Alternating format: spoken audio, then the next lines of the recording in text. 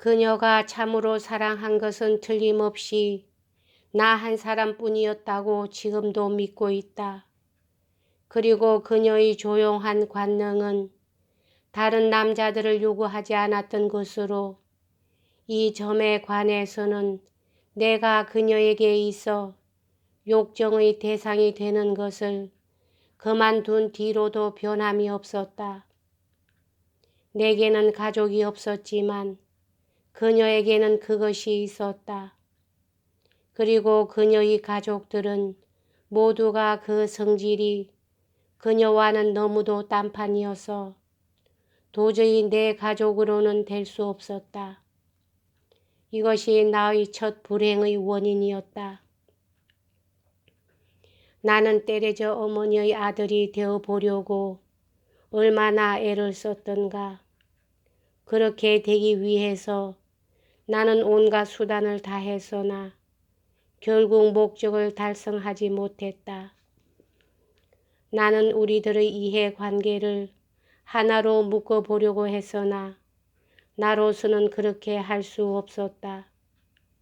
모친은 항상 나의 이해와는 달랐으며 오히려 상반되는 이해관계를 만들었다. 그것은 이미 나와 떨어질 수 없는 그 딸의 이해관계와도 상반되는 것이었다. 이 모친과 때려져 이외의 그 자식들 또 그 손자들은 마치 거머리처럼 때려지에게 달라붙었다.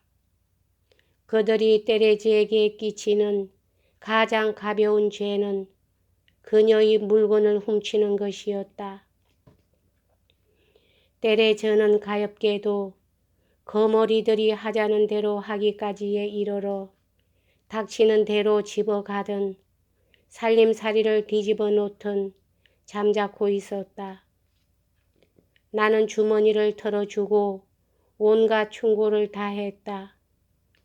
그러나 이런 것은 때려져에게 아무런 도움도 되지 않았으므로 그녀가 불쌍해서 견딜 수 없었다. 그녀를 그 모친에게서 떼어놓으려고도 했다. 이것은 그녀가 언제나 반대했다.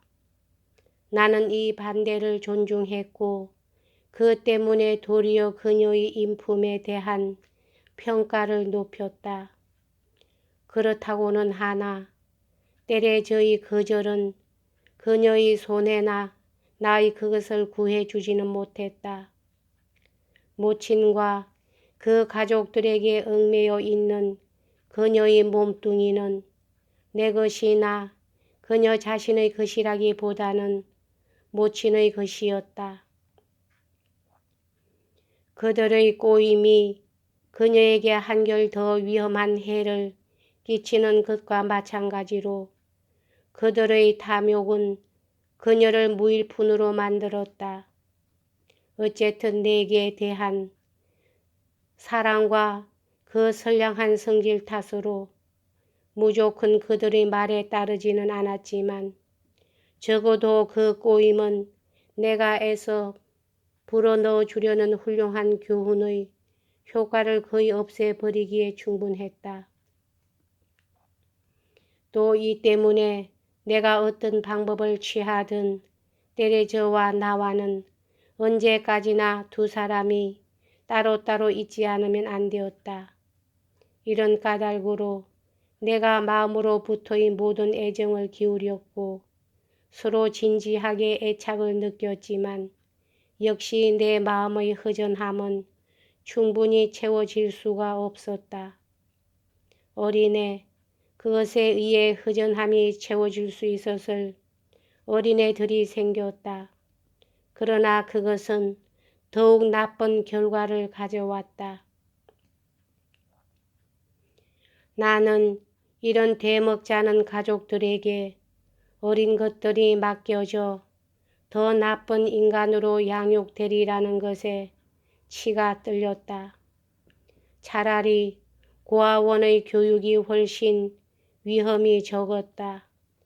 이것이 내 결심의 이유로서 프랑케 유 부인에게 보낸 편지에 말한 어느 이유보다도 강한 이유였지만 이것만은 도저히 부인에게 밝힐 수가 없었다.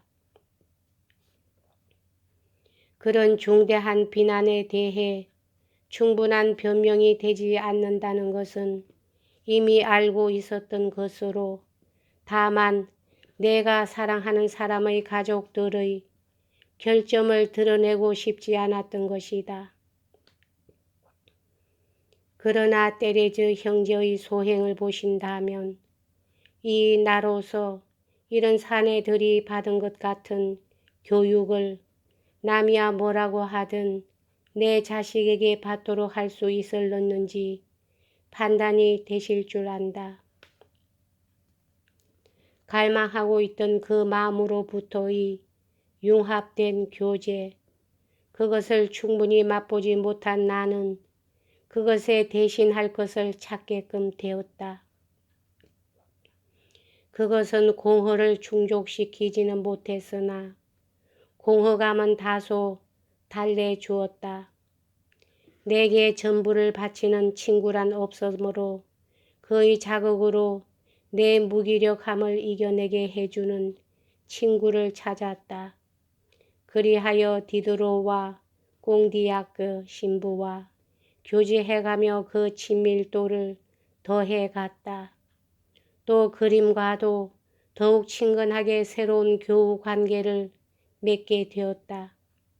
그리고 마침내 앞에 말한 바 있는 그 불행한 논문에 의해 영구히 거기서 빠져나올 작정이었던 문학 세계로 어느 틈엔가 다시 발을 들여놓게 되었다. 내가 뛰어든 새 길은 지금과는 다른 지적인 세계로 나를 끌어넣었다. 나는 이 세계의 단순하고 자랑스런 조직을 살펴보고 감격하지 않을 수 없었다.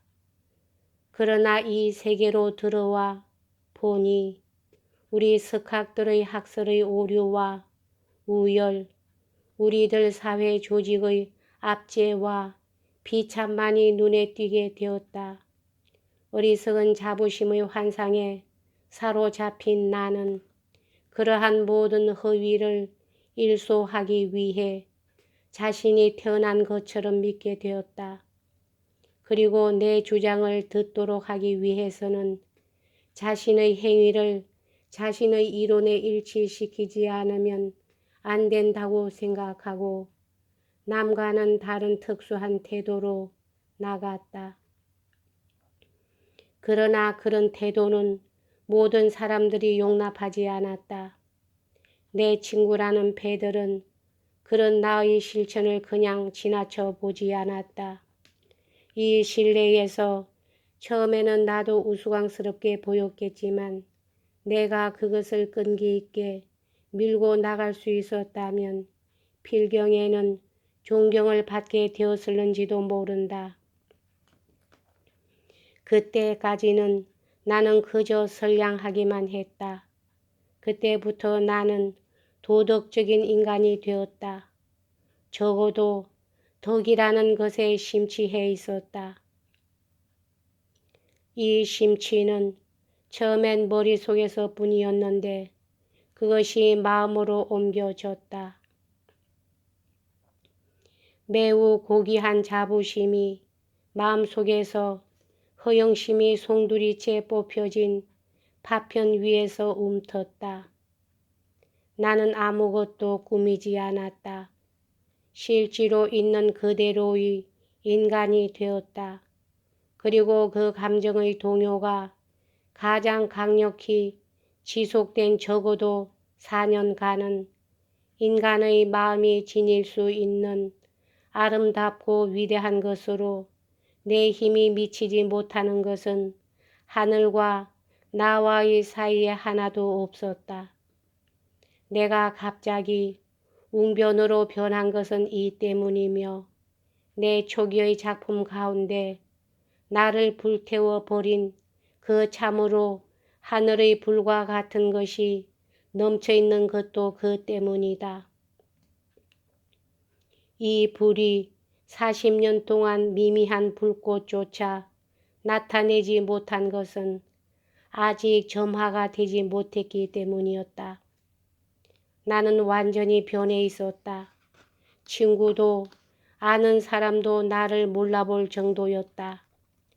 급장이며 온순하다기보다는 부끄럼장이로서 과감히 사람 앞에 나서지도 못하고 말도 못하며 누구에게 조금만 놀림을 당해도 쩔쩔매고 여자들이 흘끔 바라보기만 해도 얼굴을 붉히던 그런 인간은 아니었다. 대담하고 거만하고 대중을 겁내지 않으며 어디를 가도 자신을 잃지 않았다. 그리고 그러한 자신은 단순한 것으로 동작보다는 정신 속에 들어 있었으므로 한층 견고했다. 깊은 성찰에서 나온 당시의 풍습이나 처세훈이나 편견에 대한 경멸감은 그런 것을 가지고 있는 인간들의 조소에 부딪혀도 나를 무감각하게 했고 그들의 약삭빠른 말재주도 나의 정정당당한 명언 앞에선 마치 손가락 끝에 짓눌린 벌레나 마찬가지였다. 얼마나 달라진 것인가.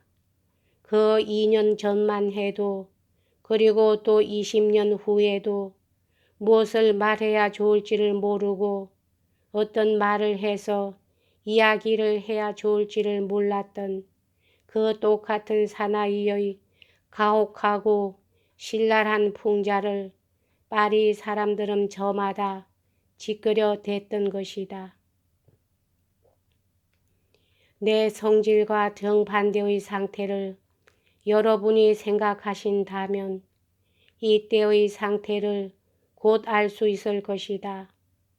내가 전혀 딴 사람이 되었던 내 생애의 그 짧은 한 기간을 생각해 보신다면 지금 말하고 있는 이 시기에서 역시 그것이 발견되리라. 그런데 이 시기는 엿새나 엿새 주간이라는 그런 짧은 기간이 아니라 약 6년 가까이 계속됐다. 그것도 특별한 사정으로 그때까지 일부러 멀리 떨어져 버렸던 그 자연애로 다시 돌아가지 않았던들 아마 이 상태는 훨씬 오래 지속되었을런지도 모른다. 여기까지 하겠습니다.